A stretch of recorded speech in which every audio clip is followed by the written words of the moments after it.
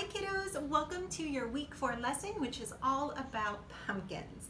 So October is the month that we associate with Dia de los Muertos and also with Halloween, and it's also the month that if you go to any supermarket or any farmer's market or even the pumpkin patch, you're going to see pumpkins and a large variety of pumpkins as well.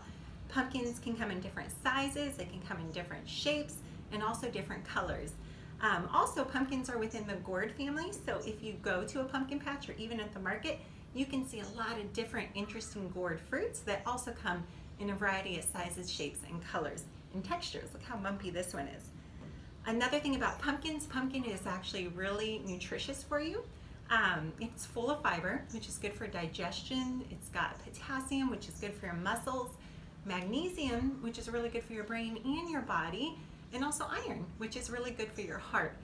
And pumpkins, not many people know this, but you can really eat every single part of a pumpkin. You can eat the skin, you can eat the leaves, you can eat the flowers, you can eat the seeds, even that pulp inside, you can eat that if you want to.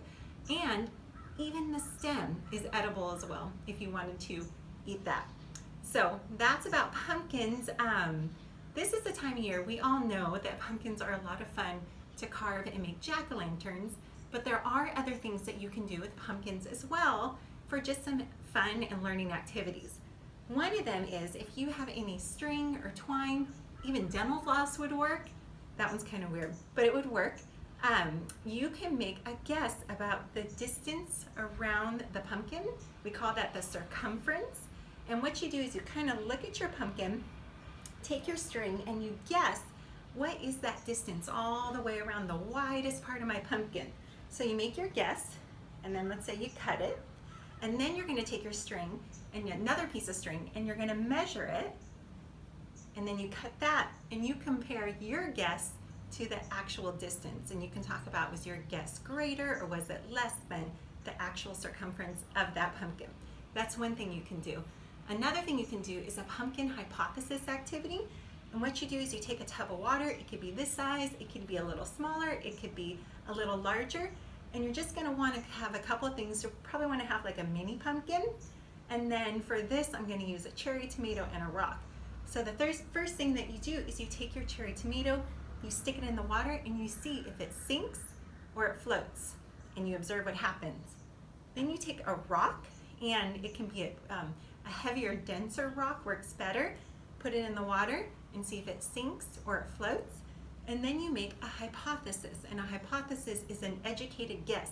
So based on what you observed with the tomato and the rock, what do you think your pumpkin's gonna do? And then you make your hypothesis, you test the pumpkin and see if your hypothesis was correct. The third thing you can do is when you are making your jack-o'-lantern, or if you are going to eat a pumpkin and you cut open your pumpkin and you empty out the seeds, you can do an estimation activity.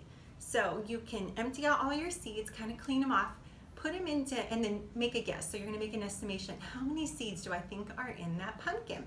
Make an estimation, maybe write it down, maybe have multiple people make estimation or make guesses. And then after you rinse your seeds off, put them into piles of 10 or 20, and then you could use repeated addition or multiplication to figure out how many seeds are in that pumpkin to get an estimated or approximate answer. And if you really want to, I guess you could count every single seed, but if you were to do the estimated or approximate answer, then you would get pretty close idea as well. So those are 3 activities that you could do with pumpkins at home. Oh, fourth, another one, you can cook up your pumpkin seeds, which is really, really delicious. We just tend to, I clean off my pumpkin seeds, I let them dry out, I do coat them with butter, and I stick them in the oven, I think at 350 degrees for an hour, and just every 15 minutes I kind of mix them up so that they don't burn too much on one side, and they're really delicious. And let's see, as far as planting at home, I still recommend any of your cool season vegetable crops. Now is a great time to start seeds or plant seedlings. Peas are also great. And if any of you set aside some potatoes a couple of weeks ago, go ahead and still hold on to those potatoes. Next week, we're gonna talk about autumn leaves, and I'm also gonna show you guys how you can plant potatoes, how you can take these old potatoes, we're gonna call them our seed potatoes.